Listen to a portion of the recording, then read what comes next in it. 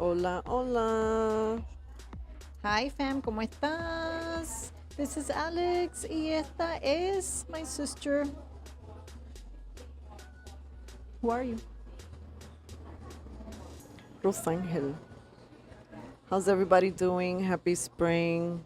We're really feeling the spring vibes. Happy to be back doing these restaurant vibes. And happy to be back, being able to take the opportunity to create these little spicy spirituality chat with the hermanas. We know, listen, sometimes life will put you in a situation where you gotta take little pauses. And you know what? There is a time where you gotta push through it. Sometimes you have to. And then there's a time where you gotta read the tea leaves and accept it and just pause. So we're happy to be back, and especially at this time of the year, spring, because spring is all about unraveling, blossoming, rebirth. So And doesn't it kind of feel different outside? But I think in a good kind of way. People that we've been randomly talking to have been sharing that it does feel kind of different outside. It feels lighter. And I think that people all around are appreciating the lighter vibe that we can maybe enjoy if we can be present for it. Now, the springtime, since things are pushing out and, blossoming and expressing themselves, so are human beings. So are lots of human beings feeling all kinds of things, expressing themselves out there in real time and also in dream time. Many of us are going through adventures in dream time, feeling things, perceiving things, seeing things in waking reality, maybe experiencing synchronicities where you're thinking of something and all of a sudden some random person is thinking and says exactly the same thing word for word that you were contemplating quietly in your mind. Why does that happen? Well, those could be cues from the universe that they're trying to get your attention. But in these chaotic times, it could be a little overwhelming when all of this information is coming at you, boop, boop, boop, boop, boop, like blasts from all over the place. and not just information that we're constantly being bombarded with, pero we ourselves are constantly just distracted with our gadgets mostly, right? Or we can get so caught up aquí en la mente, right? Because I know I'm guilty of that sometimes. I mean, have any of you had those moments where you're walking down the street and you're like looking into someone's eyes that happens to know you, and they're trying to say hi, but you're not really seeing them because you're actually caught up in your own head, and they're looking at you like, why aren't you saying hi? And Yeah. we've all had that moment, right? So we can get so caught up, but then yeah, we are missing the cues, like she was saying, the messages. And what are some other ways that sometimes the universe or God, everyone loves to connect the messaging in a different way, and we want to respect that. But whenever we are being communicated with, what are some other ways that perhaps we overlook that are actually messages of, hey, pay attention, or look over here, or maybe it's about this, whatever the particular message is for you, can be very unique to just your situation, pero there are a lot of things that happen universally that we all experience. For example, I'll start. A big one for me is the animals, particularly the birds. The animal totems. Like a lot of Native American, spirituality. They don't believe that it's ever a coincidence that you'll see any animal without it representing some sort of medicine or lesson or focus, right? And so for me, definitely, I have seen that whenever, particularly the falcons, the hawks, and the crows begin showing up in my life, they're all coming in to not only get my attention, but for me to look at things in specific ways. So that's one thing. What about you? Also, I just want to add that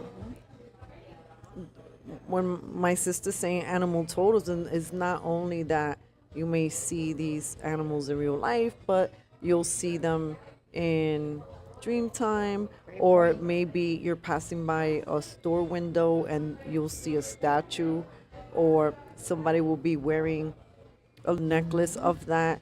And because there's something in the forefront of your consciousness that is very present and connected to that totem, that animal, then that is a clue to look there. Why this animal keeps showing up in your life?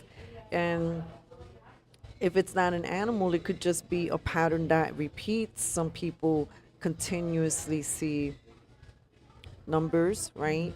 But then what do you do with it, right? Because a lot of times people speak about what are the clues that the universe, God creator sends your way. Uh, Even in the Bible, when they'll say like Jesus can manifest in a human being, right? Like, do not ignore the beggar, the homeless person in the street. And yet, in these days, if you're living in New York City, sometimes people feel safer ignoring the homeless person on the street if they think it's a safety thing. So it's not a judgment call, but then that adds to the chaos, because if you've been raised with a certain belief system, with a certain moral framework, but then you're walking out into the universe and you're feeling unsafe in your body, and you're feeling unsafe and uncertain with what you are seeing all around you, being in that stress only adds to a challenge of being able to sort of like be present and pause to see why you are seeing recurring messages. So the most important thing, because my sister and I were talking about this offline, is what's the most simple messages that we can leave you with, acknowledging that we are living in these blossoming times, that when you're blossoming, that's layers and layers of discomfort. But imagine how powerful we are as seedlings, right? That even a little quote unquote fragile plant can break through cement, right? So just make sure that you feed yourself in this moment of noticing, of trying to figure out what you're seeing and feeling. Important thing is to pause, to do something that gives you a release where you can listen, but maybe also engage in something that moves this energy también.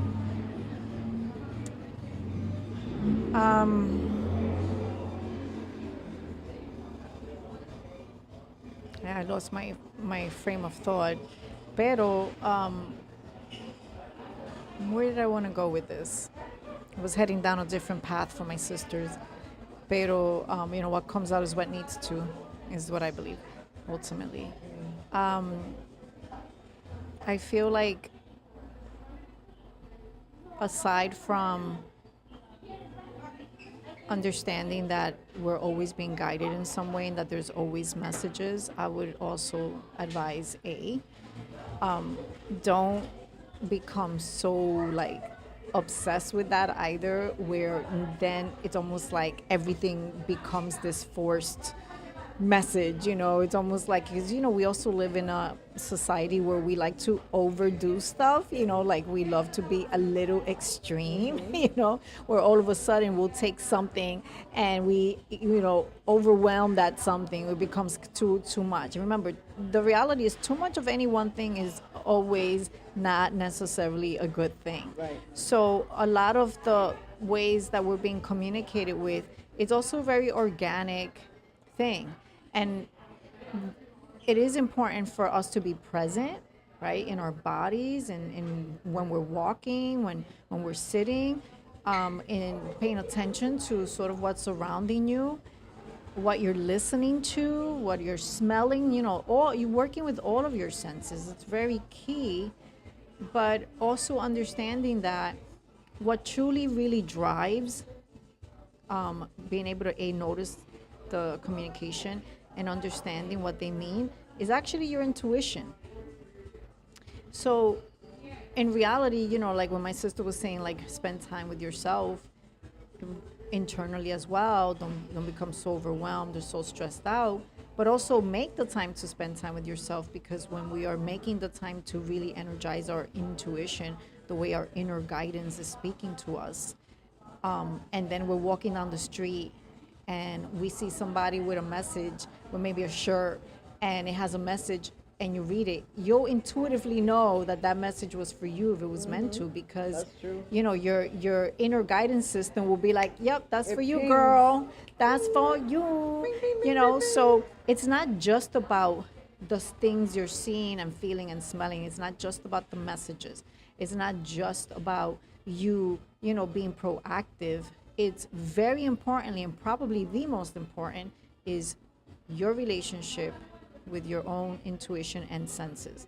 And if that's not an area that you really have developed yet, never fear, it's never too late, ever, ever, ever, to develop. It's like muscles. You can start any moment. And if you're already that type of person that's already pretty good at with your senses and your guidance, fantastic. But also remember, it's also one of those things we got to always continue to feed, because the more we evolve, the more we change, so do our systems, our inner guidance. Sometimes they Right. get sharper, sometimes they just evolve in a different way.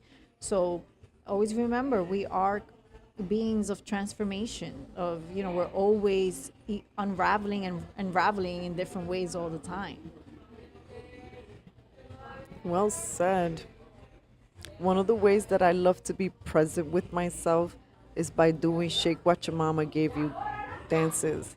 And you know what? Like, there are the mornings where I'll just randomly select a playlist I've never heard before, and I allow the DJ to take me on a musical adventure. And that's like a way that I listen and I get exposed to new rhythms. And sometimes our body needs something new, right? Like, where can you add that newness into your life if you're setting your ways? Sometimes, um, you know, part of like for example, I used to feel great anxiety over maybe zip lining, which is going from holding on to this little thing and wiring across from let's say one tree to another.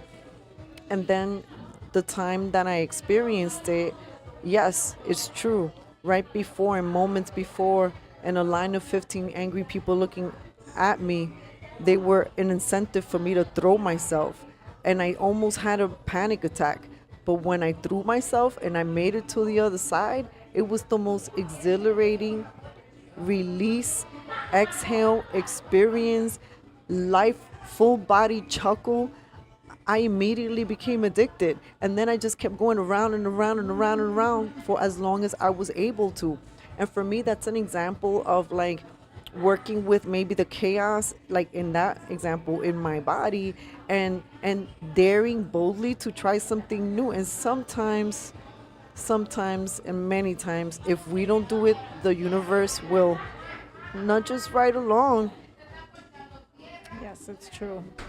Different experiences will give you more information about yourself. And even if you are already pretty knowledgeable about yourself, which you should be, if they, again, because we're always changing and shifting, transforming, you'd be surprised how sometimes your body will, like surprise you here and there. Which is, but I feel like that's what's exciting, like we don't have to get to a place in our lives where it just feels like, well, is this all I got? No, you don't. That's not what all you got. You are literally a spiritual being. It's like we're endless, really, if you think about it. But it does take work. We do gotta feed ourselves. We do gotta create opportunities to explore, and we have to be willing to not only do the work but to also be brave, because like in that moment, you had to like take that leap, which Right. felt really scary to you, but then it gave you all this other information afterwards, not only with how good you felt, but understanding the way it was working within your body. And it does become, encouraging to want to do more new things. Sometimes, remember, I always find that usually the first step is always the hardest with almost going down any path, almost always, because you will always be so, in your head a lot often, especially if it's new, and especially if you feel intimidated about the new. But that first step can sometimes feel like you're about to die. But usually after that, every other step becomes so much more bearable and encouraging. So, mi gente, if you're afraid of doing new things, understandable, is actually very normal. There's nothing wrong with you. Pero continue to encourage yourself, and sometimes you just got to do it. Listen, my sister has always been a medicine in that way. Like, she has always been like the type of person who would just like push you off the nest and just like, there you go, it's time for you to go. Time for you to fly. And sometimes that's what we have to do. We got to just do it and not overthink it. In closing, make a date with yourself. We are making a weekly date with ourselves. Wednesdays a happy hour here at Gran Morelos. If you're around, join us 5 to 7 p.m. We share a meal. We take the cameras out, and we really enjoy ourselves, our meal, and we also support a local restaurant. Hey, mi gente, again, to bullet point really quickly, if you are experiencing a lot of changes within your mind, body, and soul, make time to be with yourself. Make more time to be with yourself. You need that. Be open to new things in that process, and be as present as you can, because you will be getting guided to help support yourself during moments like this when so much is changing. So whether you want to say you're awakening, whether you want to say you're just growing, or you're experiencing a big lesson, whatever it is, from whatever perspective, we don't succeed getting through those moments in our lives if we're not trying to be as courageous as we can, as honest as we can, as open, but also as graceful as we can with ourselves. Because, sometimes it's rough. And along the way, pay attention to the way you're being guided, because sometimes the messages is not necessarily a hey, here, pay attention to this, or don't forget that. Sometimes the things coming at you, or the people coming at you, are sent your way to just make you feel good in those moments of a lot of change, because we all know that even when change is welcomed, it can always be a little scary nevertheless. Amen. But you got this, okay? got this. You got this. All the blessings in the world. Be gentle day by day, and we shall see you soon. Ciao, and thank you so much for spending some time with your sisters. And this is Alex, Eva. Bye. Wow. It's time for us to go. We see you next time.